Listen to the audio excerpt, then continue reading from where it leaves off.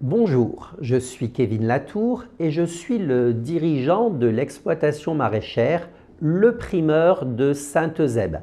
C'est une exploitation qui se situe à Mours-Sainte-Eusèbe, à côté de Romans-sur-Isère. Alors, je connais votre professeur d'informatique et il m'a dit que vous pourriez m'aider à informatiser davantage la gestion de l'activité de l'exploitation. À l'heure actuelle, j'utilise un certain nombre de documents. Alors certains peuvent être sur Excel, d'autres sont des documents papier. Mais tous ces documents-là me servent à gérer la ferme. Et donc, vous allez, paraît-il, pouvoir m'aider à concevoir une application globale pour gérer toute l'activité. Alors, le premier des documents que je vais vous présenter, c'est la liste des parcelles de terrain que j'exploite. Chaque parcelle a un numéro, elle a un nom. On peut voir sa superficie exprimée en hectares et on connaît le type de sol présent sur la parcelle. Au quotidien, avec les différentes personnes qui travaillent sur l'exploitation, nous, ce qu'on utilise, c'est le nom des parcelles, le numéro où il est là, juste pour l'identifier, mais ça ne m'apporte rien. Quand je dis à quelqu'un qui a un travail à faire, j'indique le nom de la parcelle où il doit aller travailler. Je suis propriétaire de quelques parcelles de terrain, mais acheter une parcelle en activité maraîchère, ça coûte relativement cher. Et donc, j'exploite aussi certaines parcelles que je loue.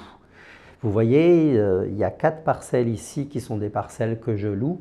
Par conséquent, chaque année, je dois m'acquitter d'un fermage auprès du propriétaire de la parcelle. Le prix du fermage moyen en France est à 125 € l'année, mais ce prix-là vaut aussi bien pour des terrains en prairie que des champs, que des terrains propices à l'activité de maraîchage. Il faut savoir que ces terrains-là ont un fermage qui est beaucoup plus élevé que celui d'un pré, par exemple. Je vous montre maintenant le tableau des cultures. Chaque année, sur une parcelle, je vais cultiver un type de légumes.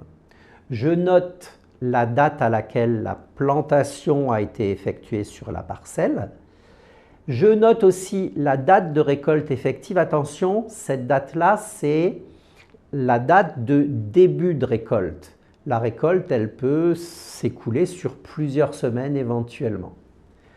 Je note ensuite l'état sanitaire des produits que j'ai récoltés sur la parcelle, sachant que je ne suis pas en agriculture biologique. Je fais une utilisation raisonnée de produits de traitement phytosanitaire, mais afin d'assurer une certaine qualité des produits, on est quand même obligé de faire certains traitements. Je pense que sur certaines parcelles, j'aurais pu essayer d'être déclaré en bio, mais je travaille en circuit court, mes clients me connaissent et globalement, mes produits sont quand même des produits de bonne qualité.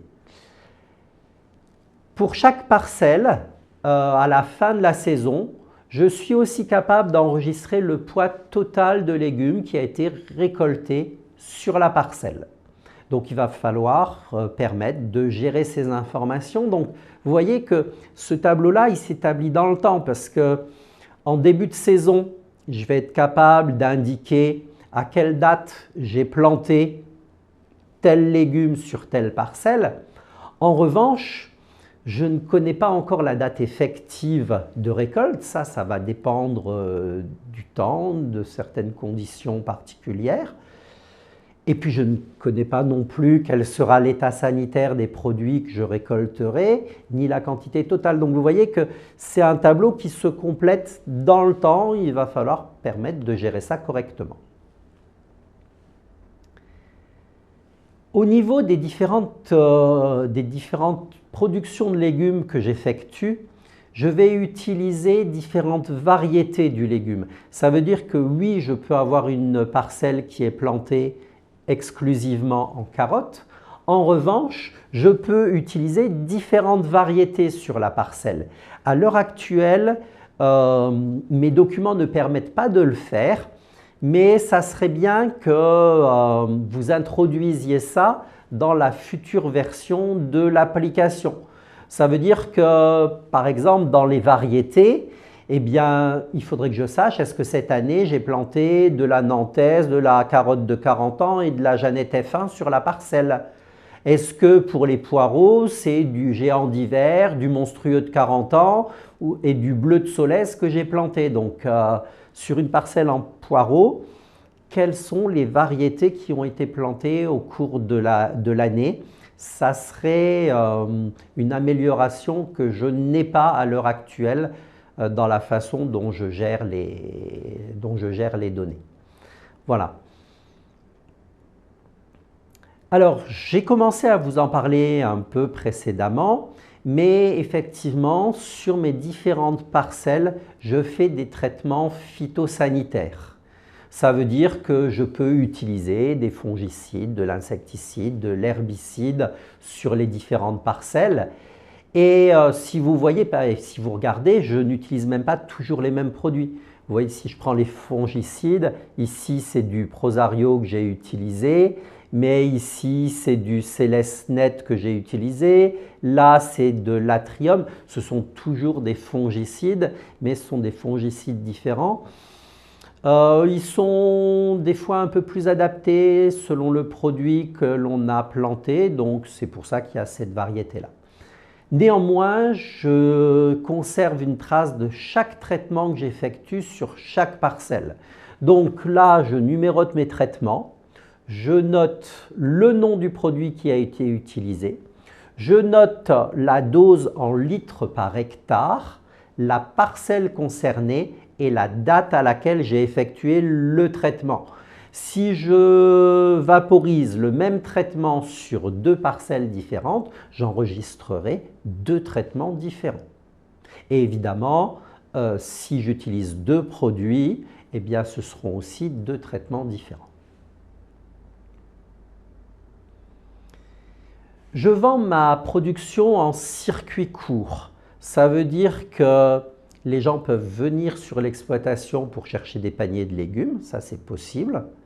Mais je fréquente aussi les marchés aux alentours de Romans, puisque c'est là que se situe mon exploitation.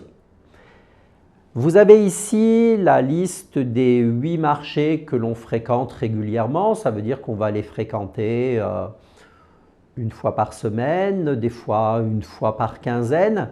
Et puis, cette liste n'est pas exhaustive parce qu'il y a des fois des marchés sur lesquels on va une fois ou deux, parce qu'il y a des marchés saisonniers qui peuvent n'exister que quelques fois durant l'été, ce genre de choses. Donc, il y a d'autres marchés que ceux-ci. Donc, pour chaque marché, j'ai le nom du marché, j'ai l'adresse précise du marché, je connais le jour et je connais les horaires de marché. Donc, il est important de pouvoir aussi gérer cette liste-là et puis de la faire évoluer selon les besoins. Un élément qui est très important pour l'exploitation, c'est le bilan de marché. À chaque fois que l'on revient d'un marché, on doit revenir avec cette feuille de bilan. Cette feuille de bilan, elle va me servir dans ma comptabilité parce que c'est grâce à cette fiche de bilan qu'en fin de saison, je vais pouvoir déterminer le chiffre d'affaires de l'exploitation. Donc, pour chaque marché, j'enregistre quel est le marché concerné. Donc, vous voyez ici, c'était le marché du samedi à la Monnaie. La date, c'était le 24 janvier 2026. Et ce jour-là, la recette qui a été réalisée sur le marché est de 872,50 €. Les vendeurs qui étaient présents ce jour-là au marché étaient Sylvie, donc moi-même, et Noémie. En général, sur un marché, il y a entre 1 et 4 vendeurs. Ici, là, par exemple, sur le marché du samedi, Sylvie et Noémie étaient à la pesée et à l'encaissement. Et moi, j'alimentais le stand, c'est-à-dire que je surveillais l'activité des clients. Et quand un légume venait à manquer, eh bien, j'allais dans le camion, je prenais une nouvelle cagette et je remplaçais la cagette vide sur le stand. Au niveau du bilan du marché, on va donc enregistrer le nombre de cagettes qui ont été vendues au cours du marché. Donc une cagette peut contenir une dizaine, une quinzaine de kilos du produit indiqué. Mais nous, ce qui nous intéresse, comme on utilise toujours les mêmes cagettes, c'est de savoir combien de cagettes complètes on a écoulées sur le marché. Donc vous voyez par exemple en courgettes, on a écoulé 2 cagettes. Si je regarde les poireaux, il y a eu 7 cagettes de poireaux qui ont été écoulées. La meilleure vente, ça a été au niveau des pommes de terre ce jour-là, puisqu'on a écoulé 8 cagettes de pommes de terre. Les produits qui sont indiqués comme ça de manière fixe sont les produits que je produis régulièrement et donc ils sont systématiquement sur la feuille. Mais vous voyez qu'il est toujours possible de rajouter des produits exceptionnels. Là, c'était le cas du céleri rave. De temps en temps, je travaille avec certains collègues. Donc là, j'ai un collègue qui a produit du céleri rave. Je lui en ai acheté quelques cagettes et comme ça, je les écoute. Ça me permet de compléter l'offre de produits que j'ai sur mon stand, sur le marché.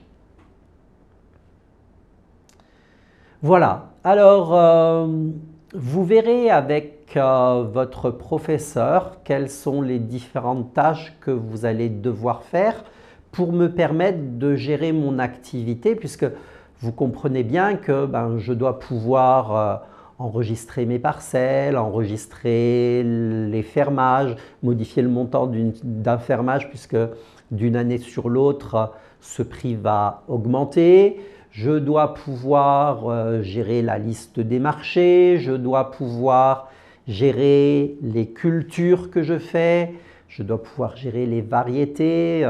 Certaines variétés peuvent s'ajouter à celles que je vous ai montrées sur les listes. Donc il faut que je puisse gérer tout ça. Il est important que je puisse gérer les bilans de marché. Ça, pour moi, c'est essentiel, pouvoir saisir un nouveau bilan qui va me permettre de savoir tous les mois combien j'ai fait de chiffre d'affaires, éventuellement qui vont me permettre de faire des statistiques aussi. Quels sont les marchés qui sont les plus rentables, tout ce genre de choses. Donc, vous avez aussi des propositions à faire et vous allez être dirigé par votre enseignant pour faire ce travail-là. Merci beaucoup et puis bon courage à vous pour la suite.